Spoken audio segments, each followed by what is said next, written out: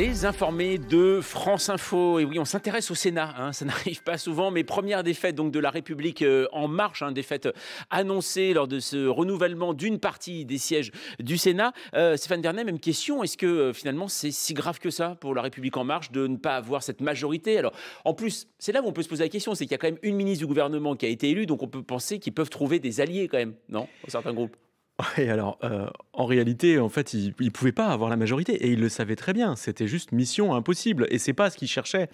Quand on dit ils pensaient qu'ils allaient gagner les élections, enfin les sénatoriales, je vous rappelle qu'il y a la moitié du Sénat qui est renouvelé. Non, non, Et oui, oui, vous avez raison, mais il voulait être un groupe de 50 à 60. voilà, vous avez dit, et oui, voulait se Stéphane placer Vernet. en deuxième position, être le Voilà. deuxième groupe.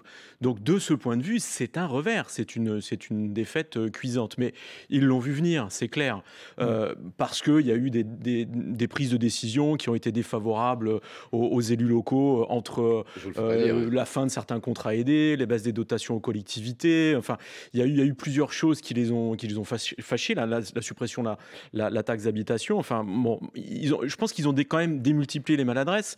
Quand on veut perdre, on s'y prend pas autrement. Donc Ouais. voilà. Après, c'est un électorat aussi très Il y a particulier. un côté